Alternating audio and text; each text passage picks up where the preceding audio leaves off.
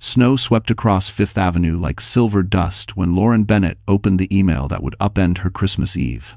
She was sitting in her tiny Brooklyn apartment, the heat barely working, her worn sweater pulled tight around her 7-month belly. The world outside glowed with holiday lights, but her room felt dim, quiet, and painfully small. For a moment, she thought she was reading the message wrong, but the name at the top was unmistakable. Grayson Hale. Her ex-husband. The man who'd left her when she was at her lowest. The man who built his reputation on charm, risk, and a ruthlessness wrapped in designer suits. He was the kind of man who never looked back until tonight. She clicked the email again as if the words might rearrange themselves. Lauren, I'd like you to join our annual Christmas Eve gala at the Halesphere penthouse. I believe it's time we moved forward with clarity. Grayson. Moved forward? Clarity? She almost laughed. Grayson was incapable of doing anything without a hidden purpose. He wouldn't invite her out of kindness, not after everything. Not after the divorce, the humiliation, the lies Celeste Monroe whispered into his ear until Lauren was pushed out of her own marriage. Her hands trembled, partly from anger, partly from the exhaustion of pregnancy. She hadn't planned to ever see him again. She certainly hadn't planned to walk into a room full of Manhattan elites while carrying a child whose father no one knew by choice. She should delete the email, block the address, pretend life was peaceful. But there were things. Grayson still held documents she desperately needed for the baby, papers he refused to release, claiming he was too busy or traveling. This might be her only chance. Her phone buzzed with a message from a former coworker.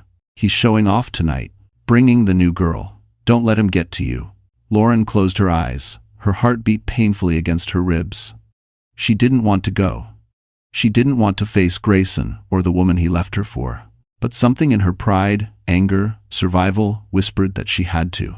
She took a shaky breath, rested her hand on her belly, and whispered softly, "We won't let them break us again." Then she reached for her coat. Outside, a black SUV rolled to a stop beneath her window, as if someone already knew she'd need a ride. The morning light creeping through the blinds did nothing to warm Lauren Bennett's small Brooklyn apartment. The radiator clicked, groaned, and then fell silent again, as useless as the promises Grayson once made. She sat at the edge of her unmade bed, breathing slowly, rubbing her tired eyes. At 30, she had imagined a different life, maybe a house in the suburbs, a dog, a partner who cherished her. Instead, she had a stack of overdue bills on the kitchen counter and prenatal vitamins sitting next to an empty coffee mug because she couldn't stomach anything more than toast. Her MacBook Air hummed quietly on the table as she reviewed design concepts for a tiny event studio that paid her half of what she used to earn. Before everything fell apart, she had been the creative mind behind major Manhattan events, corporate galas, museum benefits, fashion showcases. She had worked with lighting crews, florists, and decor teams. She had built worlds from nothing but imagination. But that was before Grayson Hale stripped her confidence piece by piece, telling her clients she was too emotional or not detail-oriented enough, pushing her out of projects until she had no choice but to leave. She didn't miss him. Not anymore. She missed who she used to be before him. Every part of her life now felt smaller. The apartment was barely big enough for a sofa and a crib she bought second-hand from a woman in Queens. The baby clothes were in a laundry basket because she didn't have a dresser. Even groceries had become a careful calculation: how long she could stretch a bag of rice, how many meals she could make with a carton of eggs.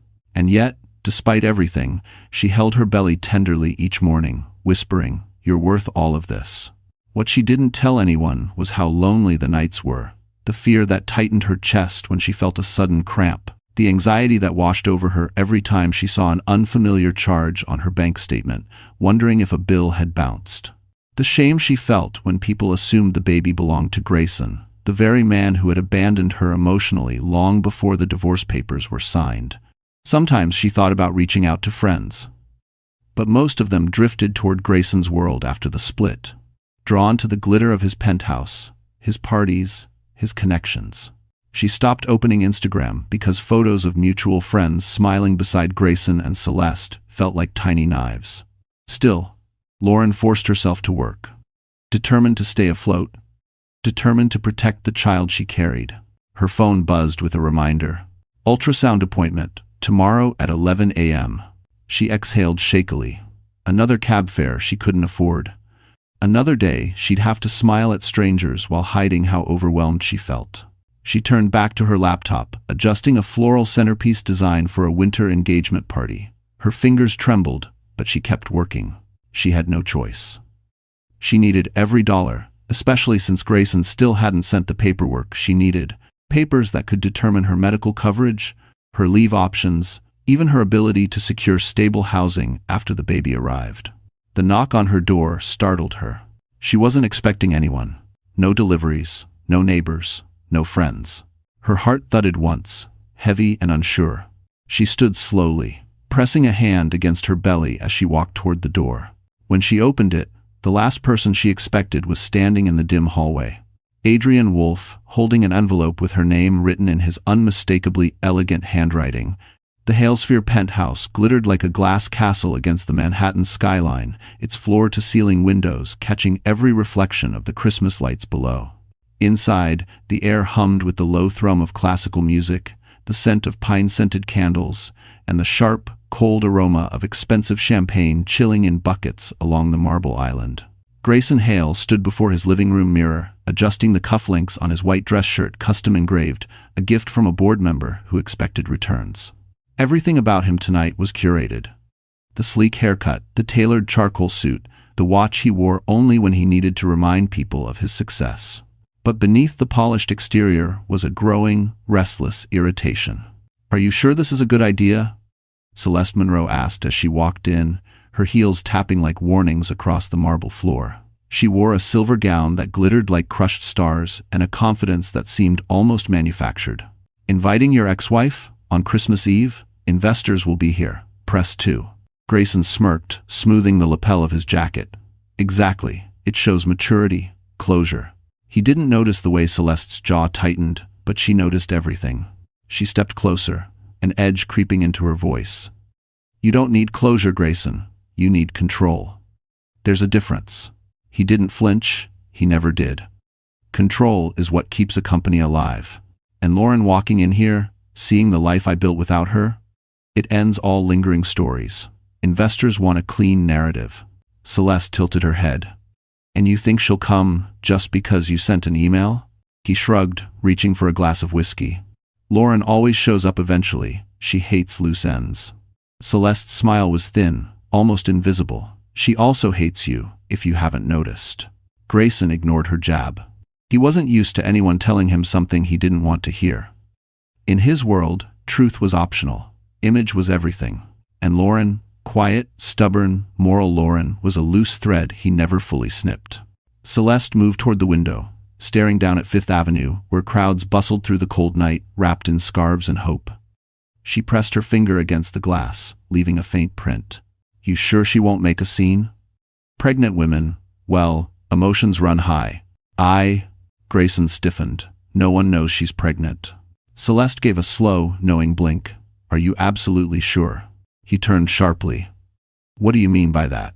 She faced him, lips curling at the corners. "People talk. Her old coworkers, her neighbors. New York gossip moves fast. And if she shows up tonight looking vulnerable, pregnant, overwhelmed, it could make you look like the villain." Grayson scoffed. "I'm not the villain." End quote. Celeste studied him, the faintest spark of irritation flickering in her eyes before she concealed it. "Of course not. Just be prepared." She walked toward the bar cart, pouring herself a drink. Her hands were steady, but her mind was busy. Very busy. There were things Grayson didn't know, things she'd made sure he never learned, things that would burn everything if they surfaced. "You should be careful," Celeste added softly. "Some truths don't stay buried forever." And 45. But Grayson barely heard her. His phone buzzed with a notification from an investor, confirming attendance. Everything was unfolding perfectly. He lifted his glass, satisfied. And then, the elevator chimed. He frowned. No one was supposed to arrive this early. Celeste's expression flickered just long enough to reveal fear. Celeste Monroe had always known how to manipulate a room long before she ever learned how to manipulate a man. Growing up in a cramped Ohio apartment with a mother who adored attention and a father who was rarely sober, Celeste learned early that survival belonged to the person who controlled the narrative. And she controlled narratives better than anyone. She turned high school drama into scholarships. She turned college gossip into networking opportunities. She turned her first PR internship into a job in Manhattan. And then she turned Grayson Hale into her golden ticket. But Lauren Bennett, gentle, stubborn, painfully authentic, was the one thing Celeste couldn't bend or shape. Lauren had no interest in performance. She had no desire for attention. And that made her dangerous. People trusted her, people liked her, people believed her. Celeste hated that. So when she learned Grayson planned to invite Lauren to the Christmas Eve gala, she already saw the cracks forming. She knew Grayson wanted a show of strength, a display of closure for the investors circling Halesphere's upcoming IPO. But Celeste also knew something Grayson didn't. Lauren wasn't broken. She was rising. A rising woman was the most dangerous kind. And Celeste wasn't about to let her take even one step closer. She moved across the penthouse now, her silver gown glimmering under the chandeliers as she crossed to the small office at the end of the hallway. She shut the door quietly behind her, locking it for good measure. Her phone buzzed with a notification from the private group chat. She managed a curated circle of influencers, microbloggers, and gossip writers who owed her favors. She typed quickly, her nails tapping like soft gunshots. Tonight's Halesphere Gala is about to get messy. Sources confirm the ex-wife might show up visibly pregnant. Stay alert for photos. Story will go live at my signal. 3 dots pulsed in reply. Then another. Then a chorus. We're ready. Send the angle. Pregnant ex? That's gold. Celeste's lips curled into a slow, satisfied smile. She wrote, headline suggestion, discarded wife returns carrying his secret? The frenzy that followed lit up her phone like fireworks. Celeste didn't care if it was cruel. Cruelty was a tool inconvenient only to people too soft to wield it. She slipped her phone into her clutch and checked her reflection in the dark glass of the office window. She practiced the expression she planned to wear when Lauren arrived. Sympathetic, with a hint of pity, warm enough to fool the bystanders, cold enough to cut Lauren's knees out from beneath her. Celeste rehearsed her lines out loud. Oh, Lauren, you look brave showing up like this. Perfect. Sharp enough to wound, subtle enough to deny. Satisfied, she turned to leave the office but froze when she saw the screen of Grayson's laptop glowing faintly on the desk, left open from his earlier meeting. She shouldn't look. She knew she shouldn't look. But temptation pulled at her like gravity. The document on the screen made her stomach flip. It was a confidential file from Wolf Capital. The name Adrian Wolf burned like a warning across the top. Celeste leaned closer, reading quickly, too quickly, her face draining of color. There were numbers, projections, an acquisition timeline. Adrian wasn't just attending the gala. He was planning something. Something big. Her breath caught. If Adrian was involved, then Lauren wasn't just a threat. She was leverage. A dangerous, critical piece of a game Celeste didn't even know she was playing. The office door rattled suddenly. Celeste straightened, heart pounding. Someone was outside, and the voice that called her name sent a chill so sharp it felt like winter slicing through her gown. For a moment, Lauren could only stare at him as if her mind needed a full minute to accept what her eyes already knew. Adrian Wolf, impossibly composed, impeccably dressed, radiating that quiet authority she remembered, stood in the dim hallway, snow still clinging to the shoulders of his charcoal coat. He looked almost out of place in her old building, with its chipped paint and buzzing overhead lights. Adrian belonged in steel and glass offices high above Manhattan, not outside the door of a struggling woman who had once designed bouquets for his charity events. Lauren, he said softly, not with pity, not with surprise, but with something far more grounding recognition. You look tired. It wasn't an insult, it was concern shaped into words. She swallowed, instinctively smoothing her hair, suddenly aware of the loose t-shirt stretched awkwardly over her belly. Adrian, what are you doing here? He lifted the envelope slightly. You left your name off a form when you submitted that design contract last month. They mailed this to my office instead. I thought it was personal, so I brought it myself. Lauren flushed. A simple mailing mistake, yet she felt exposed, vulnerable. Everything in her life lately was held together with flimsy threads. One wrong breath and it all unraveled. You shouldn't have come out here in this weather, she murmured. I didn't mind, he said, his gaze drifting briefly to her belly with a subtle wince of worry. You shouldn't be alone so late. Something inside her tightened. He didn't mean anything romantic. Adrian never crossed lines. But kindness, after months of isolation, was almost unbearable. She stepped back. "Come in for a minute.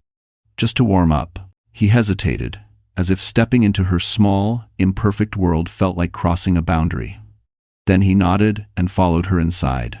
His tall frame filled the cramped apartment in a way that emphasized how small it truly was. Adrian glanced around, eyes lingering on the worn couch, the baby basket, the stack of bills on the counter. He didn't comment. He wasn't that kind of man. Instead, he walked to the window, watching cars push through slush on the street below. "Did you get the email?" he asked quietly.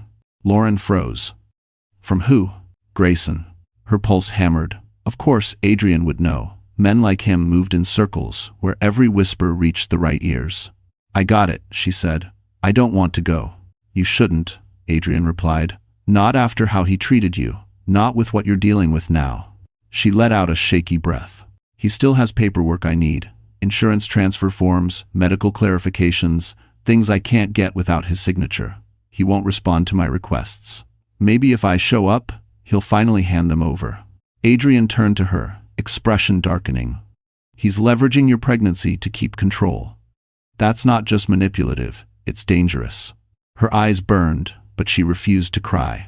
She'd spent enough nights crying alone. "He won't get to control me forever," she whispered. Adrian stepped closer, lowering his voice. "If you must go, don't go alone." She lifted her chin. "I can handle myself." "Maybe," he said. "But handling yourself shouldn't mean walking into a lion's den without backup." She opened her mouth to reply, but a sudden sharp kick from the baby made her gasp and grab the table for balance. Adrian rushed forward, reaching for her arm. "Lauren, are you okay?" She nodded, breathing through it. "Just a strong one." But Adrian wasn't looking at her stomach. He was staring at her phone, buzzing on the counter. A notification flashed across the screen. A gossip headline with her name leaked only minutes ago.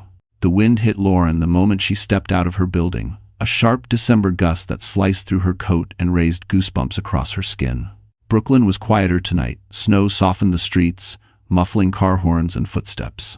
Christmas lights blinked across fire escapes, warm and cheerful in a way her heart no longer remembered. She pulled her scarf tighter, one hand instinctively supporting the weight of her belly. Adrian had insisted on walking her downstairs, hovering a few steps behind as if afraid she'd collapse again. He didn't push her to stay home. He didn't question her decision. He simply walked beside her, silent and steady. That alone made her throat tighten. "You still have time to change your mind," he said softly. "I can't," she whispered. "Not until he gives me those papers." Adrian's jaw tensed, but he said nothing more. A black SUV waited at the curb, the same one she'd seen earlier beneath her window. She'd assumed it belonged to a neighbor. Now she wasn't so sure. The driver stepped out immediately, opening the back door. "Miss Bennett?" Lauren blinked. "Do I know you?" "No, ma'am. I was instructed to take you to the Halesphere penthouse. Mr. Hale said you might need a ride." Her stomach twisted. Of course Grayson sent a car. He always liked to control the way she arrived, the way she looked, the way people perceived her. Even after divorce, he moved pieces as if she were still part of his board. Adrian stepped in front of her. She didn't confirm she would attend. "You don't get to just show up and order her around." The driver raised his hands. "Sir, I'm just following instructions." Lauren touched Adrian's arm lightly. "It's okay. I'll go." His eyes flashed with reluctance. "Then I'm following behind you. You don't need to." "I'm not asking permission," he said, his voice low and firm. "Not tonight." Her breath hitched. She nodded. Once she was inside the SUV, Lauren leaned her head back and closed her eyes. The leather smelled faintly of cedar. The heating vents whispered warm air across her face. She should have felt grateful for the comfort, but her chest ached. Her phone buzzed again, another notification. Another headline. "Ex-wife arrives at Christmas gala pregnant. Is it the CEO's baby?" She turned her face toward the window, blinking fast. She shouldn't let it get to her. But it did. All of it. The lies, the judgment, the way strangers scavenged her pain like scraps.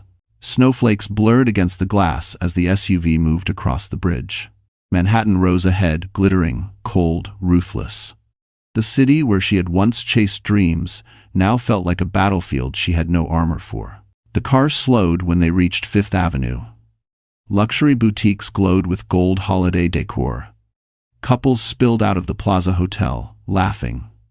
Everywhere she looked, people seemed whole, untouched. The SUV finally rolled to a stop in front of the Halesphere Tower, a sleek structure of mirrored steel and ambition. A red carpet had been laid out, flanked by tall white trees dusted in artificial snow. Photographers waited outside despite the weather, lenses hungry. Lauren exhaled shakily as the driver opened her door. She stepped out slowly, boots crunching against the frost. Her heart pounded, her breath fogged in the air. Her knees felt weak. Inside that building was the man who tore her life apart.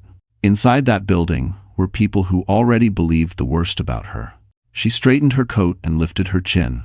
She would walk, she would endure, she would not let them see her break. The elevator doors slid open with a soft chime. And standing inside waiting for her was the last face she ever expected to see before the night even began. The elevator doors slid open, and for a heartbeat Lauren forgot how to breathe. Standing inside, impeccably dressed in a navy velvet blazer, was Oliver Drake Grayson's former COO, now one of the most influential voices in Halesphere's upcoming IPO. Oliver had always been polite to her during the marriage, even kind in moments when Grayson's temper ran cold. But tonight, his expression held a different sharpness, like he was assessing her the way he assessed market risk. "Lauren," he said, surprise flickering into something unreadable. "I didn't think you would actually come." Her hand tightened around the strap of her purse. "Neither did I." He stepped aside to let her in, his gaze flicking briefly to her belly. Not judgmental, just startled. "I wasn't informed you were expecting." Of course he wasn't. Grayson controlled information like currency, and the people around him were only given what helped the narrative he wanted to sell. Lauren lifted her chin. "There's a lot Grayson doesn't tell people. Thanks for watching."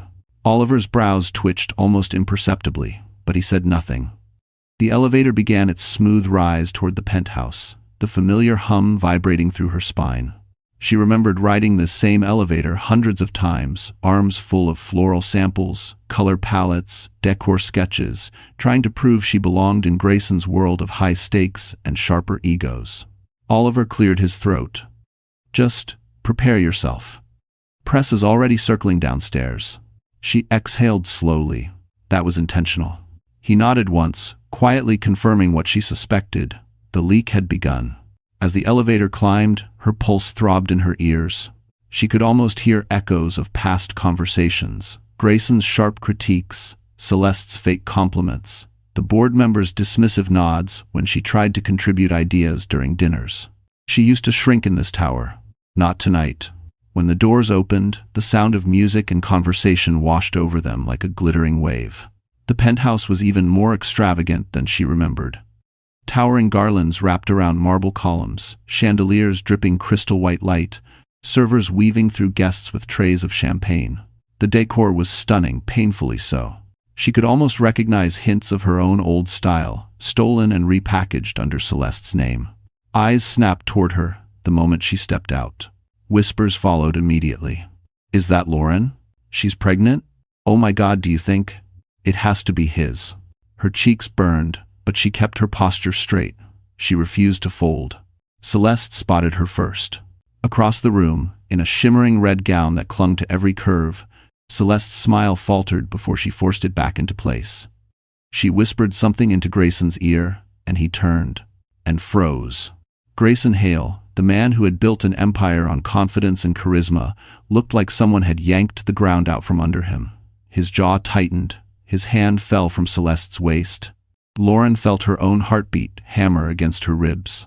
Grayson approached slowly, controlled, as if aware every camera in the room tracked him. His smile was tight, brittle. "Lauren," he said softly, almost warmly, the way a man speaks when the world is watching, "I'm surprised you came. As a Twiton." She met his gaze, steady. "You invited me." A few guests murmured, pretending not to stare. A photographer angled closer for a better shot. Grayson's eyes flicked downward to her belly, then back up, the muscles in his jaw flexing. "I see there's news." Before she could react, Celeste glided over, her voice honeyed and poisonous. "Lauren, sweetheart, you look brave. Really brave. Coming here like this. Lauren's stomach knotted. But before she could answer, a sudden commotion rose near the entrance. Guests gasped and turned. Phones lifted. Someone whispered, "Is that him?" Lauren followed their stares. And when she saw who walked in, every drop of warmth drained from her body. It was the last person she ever expected to show up at Grayson Hale's gala, and the only one who could shatter the night completely. For a moment, the entire penthouse seemed to stop breathing. The music softened into background haze, champagne flutes froze midair, and every conversation dimmed as the energy in the room shifted sharp, electric, hungry. People weren't subtle. They turned openly toward Lauren, whispering behind manicured hands and glittering jewelry. The questions fluttered through the crowd like sparks. Is she pregnant with Grayson's kid? Why else would she come tonight? Did he invite her for this? Lauren felt the heat rise to her cheeks. She wanted to step back, disappear into the wall, become invisible. But there was nowhere to hide. Cameras angled toward her, capturing her exhaustion, her swollen belly, her vulnerability. The scent of luxury perfume and pine garlands made her dizzy. Grayson stepped closer, his expression cracked between shock, fear, and something darker, panic. His carefully cultivated confidence faltered, revealing the insecure man underneath. His voice, though soft, carried the edge of command he always used when he wanted to control a narrative. "Lauren," he murmured through clenched teeth, "we need to talk. Now." She lifted her chin. "I don't owe you anything." His eyes flashed. "You owe me an explanation." "For my pregnancy?" she asked, her tone icy.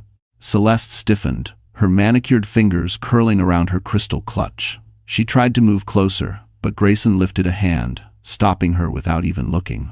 The dismissal cut her like glass. Her smile twitched, forced and brittle. Lauren's voice trembled, but she didn't look away. "You don't get to demand explanations from me anymore." Grayson leaned forward slightly, lowering his voice so guests couldn't hear. But everyone still watched. "People think that child is mine," he hissed. "Do you have any idea what this timing does to my investors, my board, my credibility?" Ah, there it was. Not concern. Not guilt. Reputation. Always reputation. Lauren's chest tightened. "My pregnancy has nothing to do with you."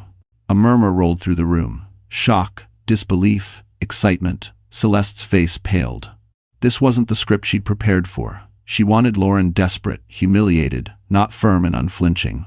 Oliver Drake stepped closer, watching Grayson carefully. "We have shareholders here," he warned. "Whatever this is, manage it." But Grayson ignored him. He grabbed Lauren's elbow, not hard, but firm enough to assert ownership he no longer had. "You should have told me," he growled. "Before walking in here looking like—" She yanked her arm back. "Like what, Grayson? Like a woman you threw out when you thought she wasn't useful anymore." Gasps rippled again. A wine glass, somewhere, clinked in the hush. Celeste lunged forward, plastering on a faux concerned expression. "Lauren, sweetheart, no one's judging you. It's just such a bold choice. Showing up pregnant at your ex-husband's gala, people might misinterpret." Lauren turned slowly. "Like you misinterpreted your place in my marriage?" A hush fell so fast, the chandeliers seemed to hum. For the first time that night, Celeste's mask cracked. Her eyes sharpened, venomous. "Don't play innocent," she whispered. "You always made things so difficult for him. Poor Grayson had to rebuild everything you destroyed." Lauren felt the sting, but she didn't break. "Funny," she said quietly. "I don't remember cheating, or lying, or hacking someone's email." Celeste froze, too visibly. Grayson's head whipped toward her. "Hacking? What?" Lauren didn't move. She didn't blink, but Celeste's face said everything. Before Grayson could speak, the elevator chimed again. Everyone turned, and the person stepping out made Celeste's glass slip from her hand and shatter across the marble floor. Because he carried something that could destroy her entire lie. The man who stepped out of the elevator was dressed in a black tailored coat dusted with snowflakes, his hair wind-tousled as if he'd crossed the city in a hurry. Lauren recognized him instantly. Mason Clark, one of New York's most relentless gossip bloggers, a man who never turned down a scandal, especially one involving the wealthy. He wasn't supposed to be here, not at an invite-only corporate Christmas gala, not among CEOs, investors, and power couples who valued privacy more than morality. But he was here now, and he carried a camera. Celeste stiffened, her lips parting in silent horror. She had expected coverage, yes, but not him.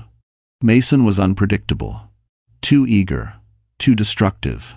Even she couldn't control what he would do once unleashed. He lifted his camera and snapped a photo before anyone could stop him. Flash. Flash. Flash. Each burst of light hit Lauren like blows. Lauren Bennett.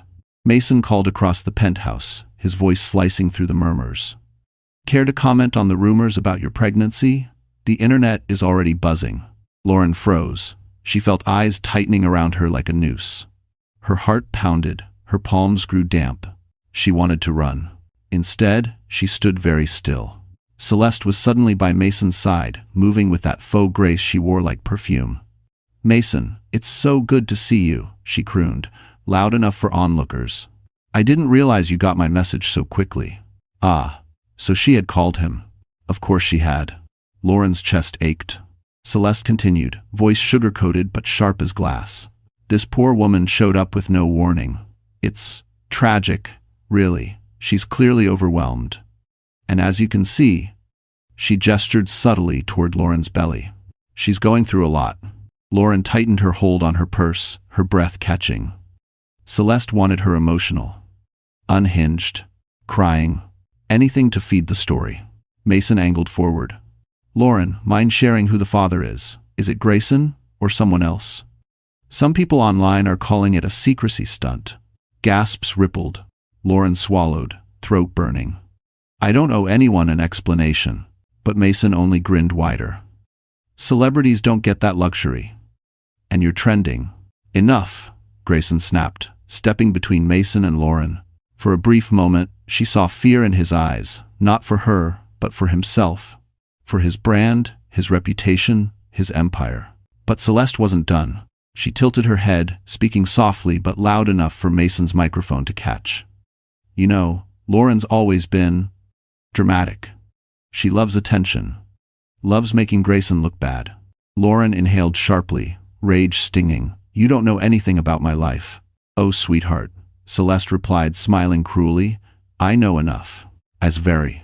That was all Mason needed. He turned to Lauren again, camera raised. "How does it feel coming here pregnant, alone, and still causing chaos in your ex-husband's career?" The words knifed into her. Alone, pregnant, chaos. Her vision blurred. She felt heat rising behind her eyes, her breath becoming thin, too thin. She couldn't break here. Not in front of them. Not in front of Celeste. But Mason took another photo, too close, too bright, and Lauren stumbled back, hand pressing instinctively to her belly. She felt lightheaded. The room seemed to tilt. Adrian moved through the crowd, his voice firm. "Back away from her." But Mason didn't. The camera kept flashing. Lauren's knees buckled. Gasps erupted. Someone shouted for space. And just before Lauren hit the marble floor, a pair of strong arms caught her, pulling her out of the camera's reach as the entire penthouse erupted into chaos. The room spun in slow, nauseating circles as Lauren felt the marble floor drop away beneath her. She heard gasps, muffled voices, the frantic shuffle of heels on polished stone. But the world only stabilized when she felt arms steady, warm, familiar wrap around her, lifting her from collapse. "Adrian." His voice was low but urgent. "Lauren, breathe. I've got you."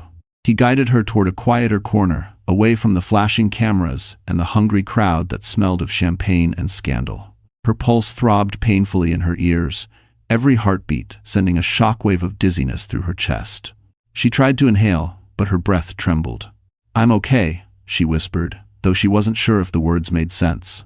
"No, you're not," Adrian said firmly. "You need a doctor. If you want to die." Before she could respond, Grayson stormed toward them, his face twisted with panic, not worry for her, but terror for what the sight of her collapse meant for him, for his company, for his image. "What the hell was that?" Grayson hissed. "Do you have any idea what you just caused?" Adrian straightened, stepping between them. "Back off, Grayson." But Grayson ignored him, eyes locked on Lauren like she was a wildfire threatening to burn his world. "Are you trying to sabotage me? You show up pregnant, emotional, and now you're fainting in front of the press? Do you want headlines saying, 'I'm the father'? Are you doing this on purpose?" The words stabbed through her like cold knives. Lauren stared at him, disbelief splintering into something deeper, hurt, old and familiar. She tried to speak, but her breath shuddered.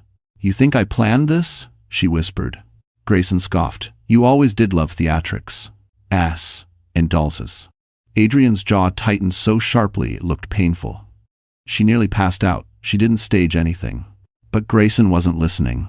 He leaned closer, lowering his voice but not his cruelty. "No one will ever believe that child isn't mine. Not after tonight. You're dragging me into your mess." "My mess?" Lauren echoed, her voice cracking. "You left me with nothing. You refused to sign the paperwork I needed. I didn't sign because I don't trust you," Grayson snapped. "Not after the rumors. Not after the emails." Lauren stiffened. "The emails, the ones Celeste fabricated, the lies Grayson swallowed whole." "You're blaming me for something she did," Lauren whispered. Celeste, standing behind Grayson, flinched. But Grayson didn't turn. He didn't even consider the possibility. He never did. "Stop making excuses," he spat. "You always twist things to make yourself the victim." "Enough." Adrian's voice cracked through the air like thunder. The entire room fell silent. Adrian stepped forward, shoulders squared, eyes burning. "If you talk to her like that again, you'll regret it." "Is that a threat?" Grayson growled. "It's a promise." The tension snapped so tight the air seemed to howl with it. Guests shifted uneasily. Phones rose again, recording, watching, waiting. Grayson realized too late he'd let his temper spill publicly. He masked it with a stiff, PR smile. "Let's talk somewhere private, Lauren. If we doesn't." "No," she said softly. "I'm not going anywhere with you." Her voice was quiet but unbreakable. The first flicker of humiliation crossed Grayson's face. Celeste stepped in quickly, desperate to redirect attention. "Lauren, honey, stress isn't good for the baby. Maybe you need to." "Don't," Lauren whispered. "Don't pretend you care." Celeste's expression faltered. Before anyone could speak again, the penthouse doors slammed open. Security rushed inside, followed by a man in a crisp navy suit, carrying a folder and wearing an expression that told everyone something monumental had happened downstairs. He scanned the room. His eyes landed on Lauren, and he said 6 words that made the entire gala erupt into frantic whispers. "Miss Bennett, you need to come with us now." The room seemed to tilt as Lauren stared at the man in the navy suit. His expression was grave, urgent, so out of place in a room drowning in champagne, glitter, and whispered scandal. Security lingered behind him, their posture stiff with purpose. Every eye in the penthouse shifted toward her. "Miss Bennett," he repeated, firmer this time, "we need you to come with us immediately." Grayson stepped forward, scoffing. "What is this? Some ridiculous stunt?" But the man didn't even acknowledge him. His gaze remained on Lauren, as if she were the only person in the room who mattered. Lauren swallowed, her voice shaky. "Why? What's happening?" "We'll explain downstairs," the man said. "It's important." Fear tightened in her chest. Her hand instinctively moved to her belly. Adrian noticed immediately. He stepped to her side, placing himself between her and the rest of the crowd like an instinctive shield. "You're not taking her anywhere until you tell us why," Adrian said quietly, but the quiet made it more dangerous. The man hesitated, glancing around at the crowd. "This is sensitive information." Celeste's eyes gleamed with sick curiosity. What could possibly be so important about her? Lauren flinched. The man exhaled sharply and lowered his voice. "The story circulating online has escalated. Someone anonymously submitted documents suggesting Miss Bennett's pregnancy is tied to a corporate cover-up." A collective gasp rippled. Lauren felt the blood drain from her face. "A what?" Adrian cursed under his breath. "This is getting out of hand." Grayson turned pale, not out of concern, but out of fear. "This is insane. What documents?" But Lauren saw something flicker in the man's expression, hesitation, regret, almost sympathy. "It's better we speak away from the cameras," he said. "Cameras?" She turned slowly. Dozens of phones were raised. People pretended to check messages, but lenses were pointed at her. Recording her, judging her, devouring her. Her knees weakened again. Adrian moved instantly, his hand gently gripping her arm to steady her. His voice dropped, soft, protective. "Lauren, You don't have to go anywhere alone. I'm with you. Those 4 words felt like warmth in a world suddenly frozen. But Grayson shoved forward, fueled by panic. She's not going anywhere with them. This is my event, my building, my... Adrian cut him off sharply. She's not your anything. Gasps again. Silence. Electricity. Adrian turned to the man in the suit. If she goes downstairs, I go with her. The man nodded. Fine. But we need to move now. Celeste stepped forward, bitterness slicing through her voice. You're all overreacting. Lauren loves the spotlight. She probably... Adrian spun, eyes blazing. If you speak one more word about her, I'll make sure everyone here knows exactly what you've done. Celeste's lips snapped shut. Fear shimmered behind her mascaraed eyes. The man motioned for them to follow. Lauren's breaths came unevenly. Her legs felt heavy. The humiliation, the fear, the pressure of eyes digging into her, it all pressed down like crushing weight. Adrian leaned close. I've got you. Just focus on breathing. They started walking. Guests parted like a sea, some out of respect, some out of morbid fascination. Whispered theories swirled around her like poison. Corporate cover-up? Is it Grayson's?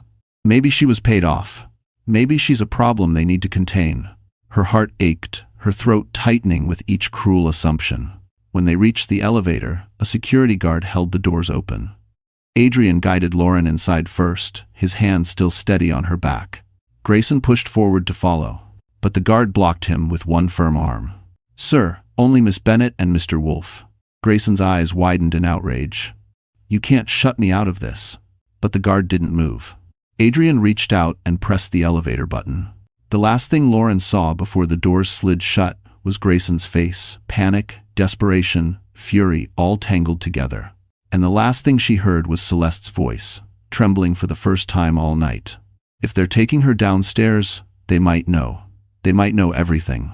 The elevator descended with a soft mechanical hum, but inside, the silence felt suffocating.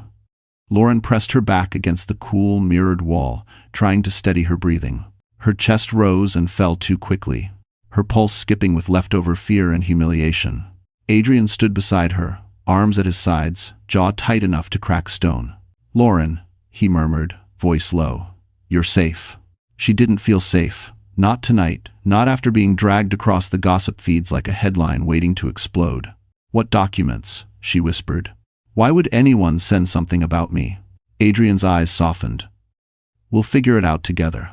The elevator chimed. The doors slid open into a private floor, quiet, dim, free from glittering chaos. Security stood by the walls, their expressions professional but tense. The man in the navy suit motioned for her and Adrian to follow. They entered a small conference room, lit by warm overhead lights. A table sat in the center, a folder placed neatly on top. Lauren's legs wobbled as she lowered herself into a chair. Adrian stood behind her, one hand resting on the back of her seat like an anchor. The man in the suit finally spoke. Miss Bennett, my name is Daniel Cross. I'm part of the Halesphere legal and compliance team. A situation has come up that concerns you directly. Lauren's stomach twisted. Concerns? Me? Daniel nodded. About an hour ago, someone submitted documents to several media outlets claiming you were involved in a non-disclosure agreement with Halesphere. The claim alleges you are carrying Mr. Hale's child and that the company attempted to cover it up. Lauren's heart dropped. The room blurred. That's not true. And, of there. Daniel raised both hands. We know. The documents are forged. Shock rippled through her. Forged? Adrian swore under his breath. This is targeted. Someone wants her destroyed. Lauren's voice cracked. But why? Daniel hesitated. He exchanged a glance with a guard. Something about the silence made Lauren's skin prickle. He opened the folder and slid a printed screenshot toward her. The breath left her lungs. It was an email thread, supposedly written by her. Confessing an affair with Grayson. Begging for hush money. Threatening to go public if he refused. Every line was a lie. I didn't write this, Lauren whispered, hands trembling. Daniel nodded. I know, but someone wants the world to think you did. These were sent anonymously, timed perfectly with your arrival upstairs. Lauren felt sick. Someone planned this meticulously. Adrian leaned over the table, voice sharp. Who had access to these systems? Who benefits from leaking this tonight? of all nights. Daniel sighed. That's the problem. These emails weren't sent from our servers. They came from a spoofed address made to look like yours. Lauren's throat tightened. So, someone pretended to be me? Yes, Daniel said, and they've been doing it for months. Ice shot down her spine. Months. A single name flashed through her mind, unbidden but unmistakable. Celeste. Daniel continued. We compared the formatting, metadata, writing style. These messages were manufactured by someone who knows Halesphere's internal processes well enough to mimic how scandals unfold in this industry. This wasn't random. Adrian's voice turned deadly. Do you know who did it? Daniel paused again. This time, too long. He finally said, carefully, let's just say, the timing and style line up with a previous internal case involving a PR staff member. Lauren's heart hammered. PR. Celeste. Her fingers curled against the table. Daniel closed the folder quietly. We need your permission to open a formal investigation. The evidence is pointing somewhere specific, but we can't say anything without protocol. Lauren swallowed. And what happens if I say yes? Daniel looked her straight in the eyes. Then the truth comes out no matter who it destroys. Before she could respond, a frantic knock rattled the door. A guard burst inside. His face was pale. Sir, something's happening upstairs. The press just got a new leak. Daniel stiffened. What leak? The guard swallowed hard. A video. Of Miss Bennett and Mr. Hale. And it's about to go viral. The shock hit Lauren like a physical blow. A video? She whispered, her voice barely audible. What video? The guard looked pale. It shows you and Mr. Hale in a heated argument. The clip makes it look like you were demanding hush money and threatening to expose him. Take strands. Lauren felt her lungs tighten as if someone had tied rope around her chest. I've never done that. Not once. Adrian slammed his hand against the table. Of course she didn't. He turned sharply to Daniel. Who leaked it? Daniel's face was stone. We don't know yet, but the timing is too precise. Someone prepared this in advance. Prepared. Planned. Executed. This wasn't random. This wasn't accidental. This was war. Lauren's voice trembled. I want to see the video. End quote. Daniel hesitated. It's upsetting. I need to see it, she insisted, steadier this time. I won't fight ghosts. He nodded reluctantly and tapped his tablet. A paused video filled the screen. Lauren, in a hallway lit with soft sconces, facing Grayson. Her expression looked desperate, terrified. Not because she was demanding anything, but because Grayson had backed her into a corner during one of their final fights. That night had been the beginning of the end for her. Daniel pressed play. In the real memory, she had begged him to stop lying. Begged him to stop letting Celeste poison their marriage. Begged him not to shut her out. But the audio here was wrong. Completely wrong. Lauren watched in horror as a distorted version of her own voice emerged from the speakers. If you don't pay me what you owe, I'll tell the board everything. She gasped. That's not me. I never said that. Daniel paused the clip. This is fake audio layered over real footage. Deep fake manipulation. And whoever did it had access to expensive software. Adrian's jaw clenched. Who benefits from framing her like this? Who gains if Lauren is discredited? Lauren felt cold settle into her bones. Celeste. Daniel and Adrian exchanged a look grim, heavy. Daniel carefully opened the folder again and laid out a new document. We pulled metadata from the forged emails. The patterns match a previous internal incident, an employee who falsified information during a PR crisis. Lauren stared at him. Celeste. Daniel finally nodded. The evidence points to her, yes. She hacked multiple accounts 6 months ago, but the case was buried quietly by Mr. Hale. Lauren swayed. Grayson covered it up. He knew Celeste was capable of manipulation. He knew she fabricated information. He protected her anyway. Adrian's voice dropped to a deadly whisper. He let this happen to Lauren. Daniel's expression tightened. We couldn't prove she sent the leaks yet, but the digital fingerprints line up. Someone with PR, access, knowledge of the system, and a motive. A motive. Celeste had 1,000. Lauren's breath trembled. Why? Why go this far? Daniel's eyes softened with pity. Because you're a threat. A pregnant ex-wife walking into a room full of investors on the eve of an IPO? Celeste stands to lose everything: status, access, her relationship with Hale if you're perceived as sympathetic. Adrian stepped closer to Lauren, his presence grounding her. This isn't your fault. This is the result of two people terrified of losing control. Before Lauren could speak, the conference room door burst open again, this time harder, louder. A second guard rushed in, breathless. "Sir, you need to come see this." The video just hit every major feed. And someone upstairs just confronted Miss Monroe. Daniel stiffened. Confronted her? Who? The guard swallowed. "Mr. Hale." And it's turning into a scene. The moment Lauren, Adrian, and Daniel stepped out of the private floor and back toward the elevators, the sound met them first, a muffled uproar rising like storm waves crashing against glass.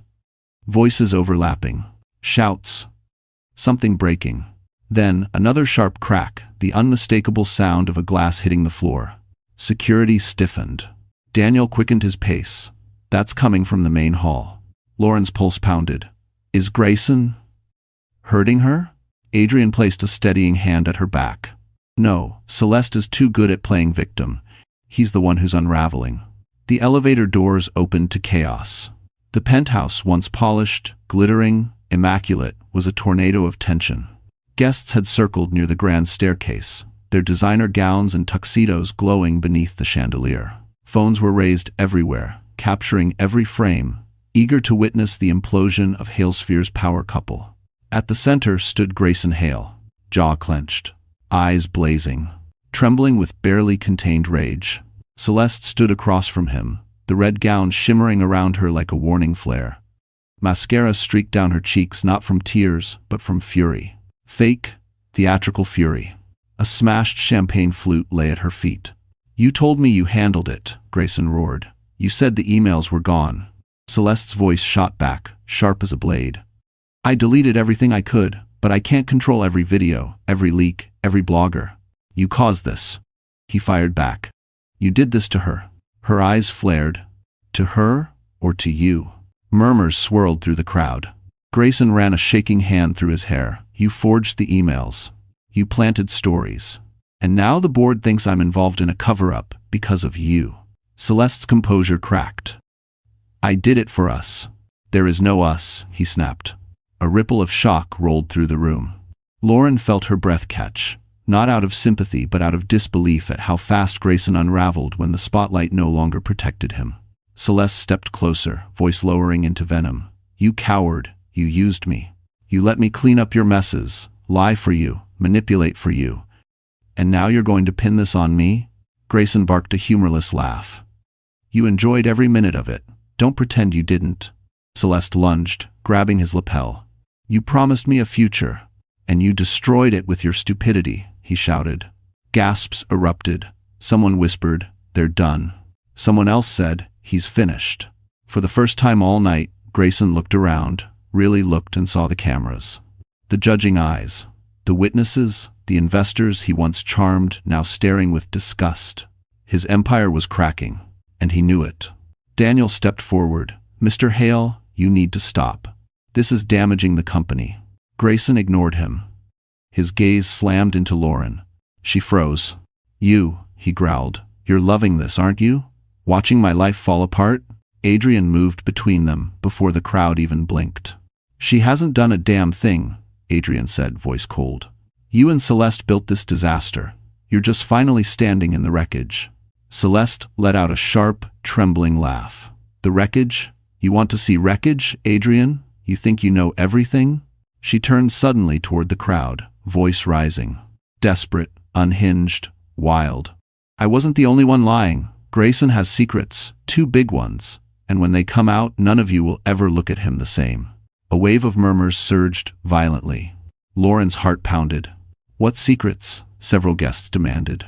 Celeste's gaze slid to Lauren with a twisted, triumphant smile. "Oh, sweetheart," she hissed. "You think you're the victim? He kept far worse from you than forged emails." Grayson paled. Adrian stepped forward. "Celeste? Don't." But she only lifted her chin. "Why should I protect him anymore?" she said, "when I wasn't even his biggest secret." Lauren's breath froze. Celeste smiled, slow, poisonous, merciless. "Ask him who else he lied to you about, especially the night your marriage ended. The room buzzed with a sharp, fevered electricity. Celeste's accusation lingered in the air like smoke after an explosion, thick, suffocating, impossible to ignore. Guests pressed closer, hungry for the next blow. Phones lifted. Investors whispered harshly behind crystal glasses. The gala had become a battleground. Lauren's pulse hammered. What did he lie to me about? Grayson's face drained of color. Celeste, don't. Celeste folded her arms, power returning to her posture. Why not? You never had a problem letting me take the fall for your messes. Adrian stepped between Lauren and the two of them, protective but sharp-eyed. If you know something relevant to Lauren or to the investigation, you should say it correctly, with proof, not dramatics. Celeste's lips curled. You want proof? Fine. He didn't just lie to her, he destroyed evidence the night their marriage ended. Ezer. Lauren's breath hitched. Evidence of what? Celeste reached into her glittering clutch and pulled out a small flash drive, sleek, silver, ominous. Of the real email thread before he deleted it. Gasps rang out. Lauren staggered. There were emails. You never showed me? Grayson's voice cracked. Lauren, I didn't want to hurt you. You hurt me anyway, she whispered. Celeste held up the flash drive like it was a dagger. This contains the messages he saw that night, the ones he used to justify walking out. The ones he thought were from you. Her gaze sharpened. But they weren't. I made them. The entire room erupted. Shouts, disbelief, shaken fury. Lauren felt her knees weaken again. You hacked me. You pretended to be me all that time? Celeste shrugged. You were in the way. Adrian's voice cut through the chaos. Enough. He moved forward with a steadiness that commanded silence. Even the music faded into background irrelevance. Adrian held out his hand. Give me the drive. Celeste tightened her grip. Not without something in return. You're in no position to negotiate, Adrian said, calm as ice. But Celeste wasn't looking at him now. Her eyes slid to Grayson. Unless Grayson wants to tell her himself, she said sweetly, venom dripping between each syllable. Tell her what you destroyed. Tell her the truth you buried to protect your image. It's Comet. Grayson froze. Shame real, raw shame warping his features. Lauren felt her heart throb painfully. Grayson, what did you do? He swallowed hard, unable to meet her eyes. Adrian stepped in. It doesn't matter. She'll know everything soon. Then, something no one expected happened. Oliver Drake, silent until now, stepped from the crowd with a calm, chilling authority. Actually, she'll know everything right now. All eyes snapped to him. Oliver pulled out his phone and tapped the screen. While you all were busy tearing each other apart, I forwarded our compliance logs to Mr. Wolf. Adrian blinked. You what? Oliver nodded. Because unlike him, he gestured at Grayson, you care about the truth. Adrian checked his phone. The air tightened around him as he scanned the files, metadata trails, timestamp logs, server records. His eyes darkened. Then he looked straight at Lauren. Lauren, he said softly. Celeste didn't just hack your email. She swallowed. What else did she do? Adrian turned to Celeste, cold, controlled, devastating. You didn't fake those messages alone. Someone helped you. Celeste's face went white. Adrian's voice sharpened. Someone who had access, who knew Lauren's schedule, who handled the internal IT handoff during the divorce. Grayson stiffened. The room seemed to lean forward. Lauren's heart pounded. Adrian's jaw tightened. It was someone in this room. A hush fell. Then he said it. The data trail leads straight to Grayson. For a moment, no one in the penthouse moved. Adrian's words echoed in the air like a gunshot. The data trail leads straight to Grayson. Shock rippled through the crowd. Someone gasped. Someone else muttered, "No way." A few investors exchanged horrified glances, their expressions calculating the fallout in real time. Grayson's face twisted, rage and fear colliding in violent confusion. That's insane. I would never. You did. Adrian cut in, calm but cutting. The server logs don't lie. Lauren felt the blood drain from her face. She blinked hard, trying to steady her breath, but the room tilted slightly.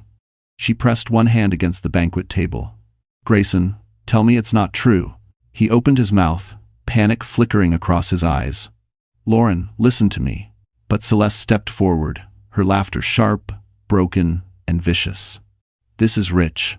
You really thought you could pin it all on me, didn't you?" "Shut up," Grayson hissed. She ignored him. "You told me to help you. You begged me to create something that made Lauren look unfaithful. You said she wouldn't sign the divorce papers fast enough. You said she was costing you time." Lauren staggered. What? Celeste smirked, enjoying every second of the spectacle. He needed a clean break, an excuse to leave without public backlash. "So we came up with one. If you came to the visit." Grayson lunged forward, grabbing her wrist. "You weren't supposed to say that out loud." "But why not?" she snarled, yanking her hand back. "You threw me under the bus the moment things got messy. You're not worth protecting." People murmured in shock. Celeste's voice rose. "He told me to forge the emails. I executed them. But he orchestrated the whole thing. He gave me the dates, the names.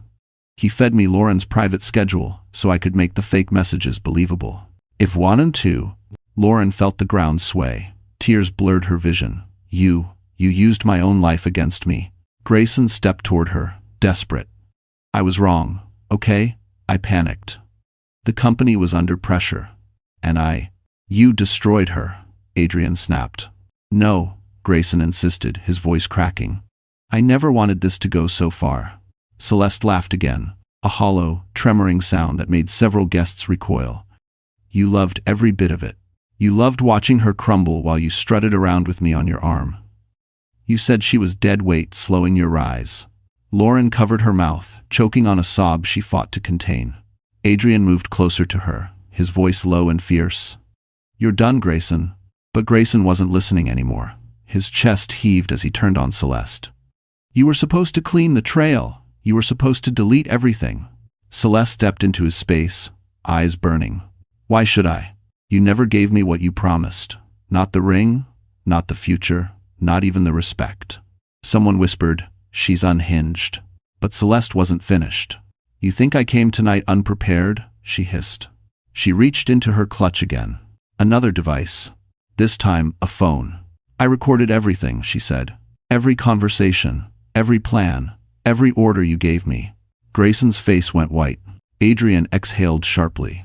"You two really built your relationship on blackmail and treachery." Celeste smiled.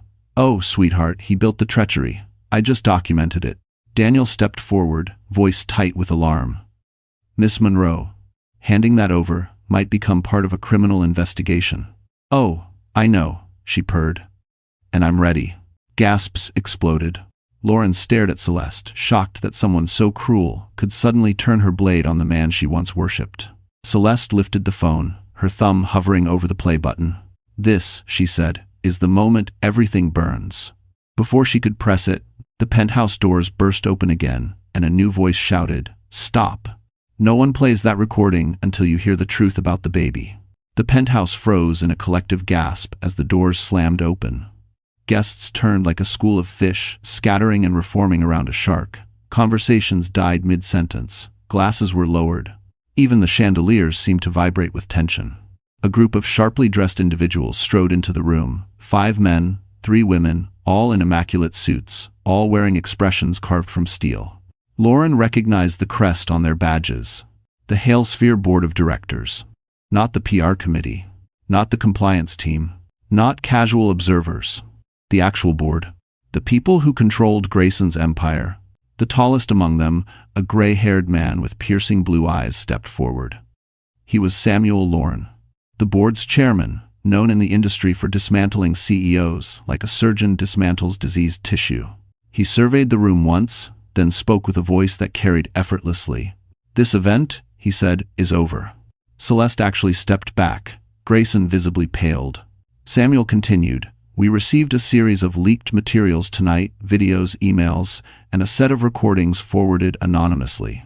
We traced the IP to this penthouse." Every camera phone lifted. Lauren's heart hammered. "It wasn't me." Samuel shook his head. "We know." His gaze cut to Grayson. "Mr. Hale, step forward." Grayson swallowed hard, but he tried to maintain composure. "Samuel, this is not the place." "This is exactly the place," Samuel said. "Half the investors who arrived for this event have already contacted us, demanding answers. The board members formed a half-circle, facing Grayson, an unmistakable formation. A tribunal. A corporate execution waiting to happen. Celeste clutched her phone, her lip trembling. "We will address each allegation," Samuel said. "The forged emails, the manipulated audio, the leaked video, and the coordinated attack on Miss Bennett." Lauren felt her breath catch. She wasn't expecting the board to say her name aloud. She certainly wasn't expecting the sympathy in their tone. Grayson's voice cracked. "Lauren is unstable. She's trying to—" "Enough," Samuel snapped, silencing him. "We've seen enough to know who is unstable." Celeste let out a broken laugh. "Oh, you're in trouble now." Grayson glared. "You think you're walking away from this? You helped fabricate everything." Celeste lifted her chin. "But you orchestrated it. They know that now. By have Haberbes. By Rebesis." Adrian stepped forward, voice cool. "Would you like your ex-employees to confirm it, too? Because some of them reached out to my assistant tonight." He turned to the board, including Halesphere's former cybersecurity lead. A murmur of shock moved through the crowd. Samuel glanced at Adrian. "We received the same message. The evidence is substantial." Grayson staggered slightly, like the floor shifted beneath him. "Samuel, please give me a chance to explain." "Bien." Samuel's expression hardened. "Explain to whom? The investors leaving? The journalists printing tonight's meltdown? Or the legal teams filing requests as we speak?" Lauren's breathing faltered. This was a nightmare, yet also justice long overdue. Samuel turned to her gently. "Miss Bennett, we apologize for what you've been subjected to. Halesphere takes this situation seriously." She blinked in disbelief. "I don't know what to say." "You don't need to say anything," Samuel replied. Then his eyes shifted to Celeste. "Miss Monroe, hand us the device."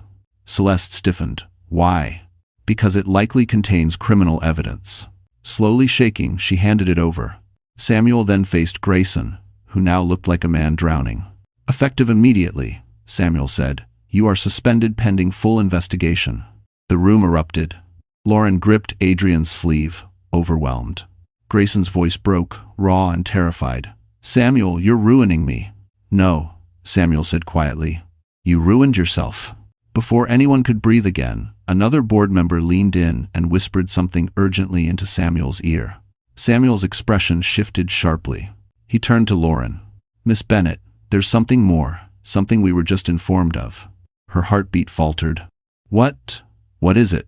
Samuel exhaled deeply, the weight of the revelation tightening his features. The video wasn't the only thing leaked. Someone also exposed the identity of your baby's father. For a long, breathless moment, Lauren couldn't move.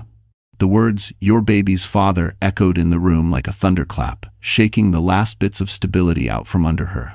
People whispered with growing hunger, their curiosity tightening around her like a fist. The flash of cameras from the balcony caught the glimmer of shock still frozen on her face. Adrian stepped closer immediately, placing a protective hand against the small of her back, gentle, steady, grounding. "We're leaving," he murmured. "You don't have to stand here and be dissected." She wanted to speak, wanted to say yes, wanted to run, but her voice was trapped somewhere behind the fear flooding her chest. Her baby twisted, the sudden tension radiating pain across her ribs. She sucked in a sharp breath. Adrian didn't wait for permission. He helped her turn away from the crowd, shielding her body with his as voices erupted behind them. "Who leaked it? Is it Grayson? Does she even know? That man, wasn't he with her earlier?" Gossip, sharp and venomous, followed them like snapping dogs as they pushed toward the elevator. The board members tried to rein in the chaos, but panic spread faster than control.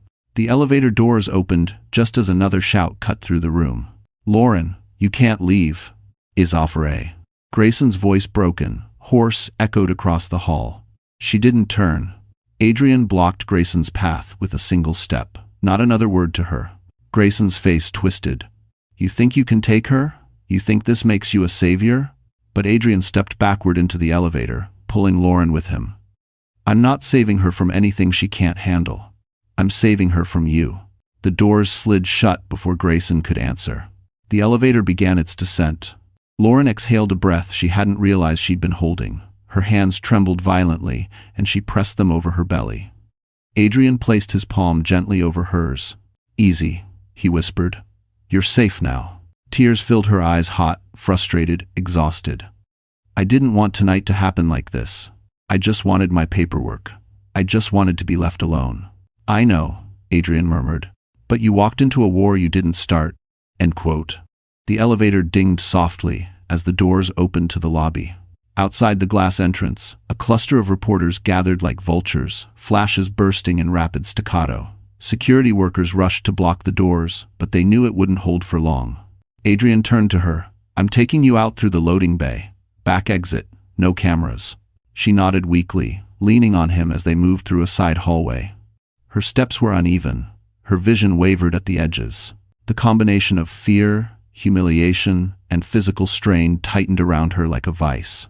Adrian paused, his hand tightening gently on her arm. Lauren, if you feel faint again, tell me. I'm okay, she whispered, but her voice cracked.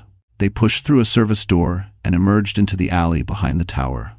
Snow drifted under the glow of dim security lights, soft and silver like falling ash. The cold slapped her cheeks, a sharp contrast to the suffocating heat of the penthouse. Adrian shrugged off his coat and draped it over her shoulders.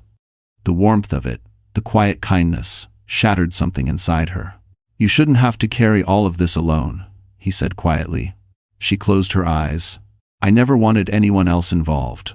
Sometimes, he murmured, brushing a strand of hair from her forehead. Strong people don't get to choose when they need help. Lauren shivered this time, not from the cold. A black car pulled up at the end of the alley, sleek and silent. Adrian guided her toward it, hand firm at her back. She paused before getting in, lifting her eyes to his. Adrian, do you know who leaked the father's identity? His expression darkened not with anger, but with a knowledge he wasn't sure he should speak yet. He opened the door for her. Get in, he said gently, because the truth is bigger than you think. She slid inside, heart pounding. Adrian followed. And just as the doors locked, a figure stepped out of the shadows, blocking their path with a single devastating sentence. Lauren, I'm the one who leaked it. The alley was cold enough to burn. Snowflakes drifted past the dim security lamp, catching in Lauren's hair as she turned slowly, breathlessly toward the silhouette stepping out of the shadows. Her pulse hammered. Adrian's hand reflexively reached for her arm, steadying her as the figure took another step forward. And then the light caught his face. Lauren's breath caught. Evan, she whispered. Evan Marshall, the paramedic. The quiet, gentle medic who had treated her the night she fainted months ago. The one who'd stayed with her through the panic attack. The one who'd followed up, checking on her well-being even when he didn't have to. The one who had comforted her on the worst night of her marriage. Evan stepped closer, snow dusting his dark curls. His eyes, soft, earnest, held hers with devastating honesty. Lauren, he said quietly, we need to talk. Adrian stiffened. You're the one who leaked the paternity? Why? Evan exhaled, his breath fogging in the cold. Because they were about to ruin her. And if the world thinks Grayson is the father, she becomes collateral damage in a corporate war she never signed up for. Lauren's voice trembled. But why would you do that? Why you? His jaw tightened, not with anger, but with the weight of something long unsaid. Because I'm the father, Evan said softly. The world slipped out from under her. She grabbed the edge of the car door to steady herself. Evan, no, that night, he nodded slowly. The night you showed up at the hospital, you were terrified, you thought you were losing everything. We talked for hours. And when you said Grayson had walked out again, that he'd left you standing in the rain with no place to go, I couldn't let you go home alone. Memories flickered like dim lanterns. Evan giving her a dry blanket. Evan's voice calming her breathing. Evan offering his guest room. Evan listening as she cried herself empty. She had been broken that night, shattered into pieces she didn't know how to hold. You were vulnerable, Evan said. I didn't want to cross a line, but you kissed me. And you told me you needed just for one night to feel like you weren't disposable. Lauren pressed her hand to her mouth as tears welled. I never regretted it, Evan said. Not for a second, but I stepped back when you found out you were pregnant. You were overwhelmed. You needed space. So I watched from a distance, until tonight, when the world turned on you. Adrian inhaled slowly, the truth settling over him. You leaked it to protect her. Evan nodded. If the truth didn't surface now, Grayson would weaponize every rumor to bury her. I couldn't let that happen. Lauren sobbed softly. Evan, this is too much. Everything's spinning.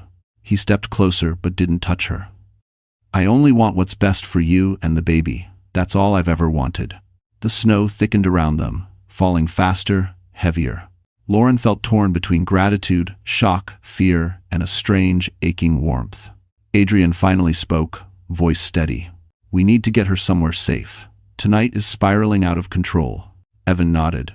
I'll come with you if she wants. Lauren looked between them, the man who stood beside her through every battle tonight, and the man who carried a piece of her future in his blood. Her lips parted to speak, but suddenly, shouts erupted from the mouth of the alley. Paparazzi, reporters, flashlights, running feet. Someone had tipped them off, and they were coming straight for her. The alley exploded with flashing lights and frantic voices as reporters surged forward. Microphones rose like spears. Camera flashes burst in rapid-fire chaos. Snowflakes spiraled in the glare, turning the air into a blizzard of white and silver. Lauren, is it true? Who's the father? Did Hale cover it up? Is this a scandal or a setup? Lauren staggered backward, overwhelmed. Her hand clutched her belly as the baby kicked hard, fear reacting to fear. She felt a wave of panic rising, threatening to swallow her whole. Adrian moved instantly, stepping in front of her. Back off, he barked, voice echoing down the alley. She's done being hunted tonight. Evan stepped beside him, shoulders squared, forming a protective wall. Security finally spilled out from the building, forcing reporters back. A guard opened the car door urgently. Get in. Now. Adrian guided Lauren inside. Evan slid in after her. The car peeled away from the curb, leaving the chaos shrinking behind them. For the first time all night, silence. Lauren pressed a trembling hand to her stomach. Adrian touched her wrist gently. Evan watched her, eyes full of worry. You don't have to choose anything right now, Adrian murmured. Not me, not him, not this situation. You only need to breathe. Lauren closed her eyes as tears fell quiet, relieved, exhausted. The car carried them to Evan's building, a quiet brownstone on a peaceful Brooklyn street dusted with snow. Inside, warmth wrapped around her instantly. Evan guided her to sit on the couch, while Adrian made tea in the small kitchen without being asked. Silent understanding between two men who both cared for her differently. When she finally spoke, her voice cracked. Tonight, everything broke. Adrian knelt beside her.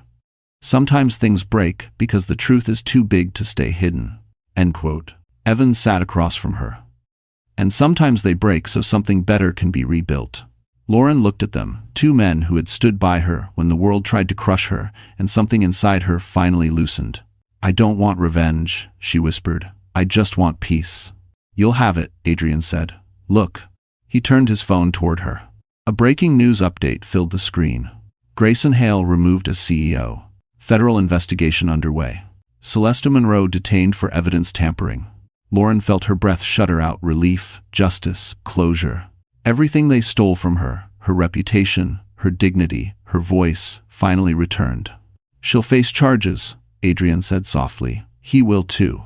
And you? Evan asked gently. Lauren wiped a tear. I'm free. The three of them sat quietly as snow drifted past the window. Finally, Evan leaned forward. Lauren, I won't pressure you. I'm here for our child. As much or as little as you want. Adrian nodded. And I'm here too. Not because of obligation, because I care. Lauren looked down at her belly. The baby moved, as if reminding her what mattered most. I choose, she whispered, eyes softening, a fresh start. For me, for my child, and for the people who truly care about us. Evan exhaled, relieved. Adrian smiled, gentle, unforced. Adrian stood. Then tonight, let's just protect that peace. Later, Evan drove her home. He helped her out of the car, snow falling around them like gentle confetti. He didn't ask for anything. He didn't reach for her. He simply kissed her forehead softly. You're stronger than you know, he whispered. Lauren smiled small, real. Thank you for everything. As Evan walked back to the car, Lauren turned toward her building.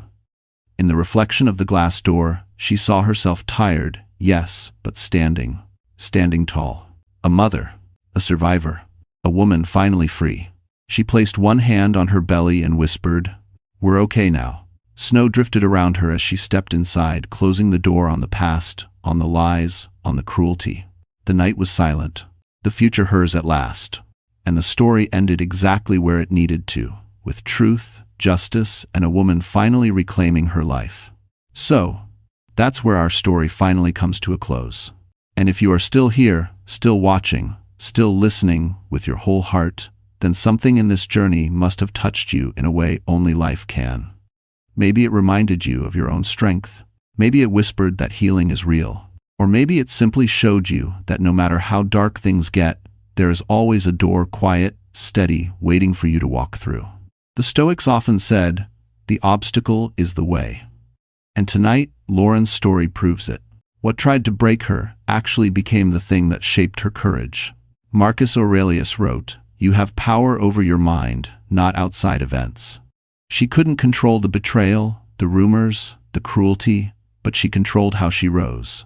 And in the end, that changed everything. So, my wonderful friends, before you leave, take a breath, place a hand on your heart, and remember this. You deserve peace.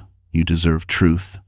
You deserve a life where you are no longer surviving, but living. If this story moved you, even just a little, please like, share, and subscribe to stay with us on the next chapter of Healing and Hope. We're right here with you. Always.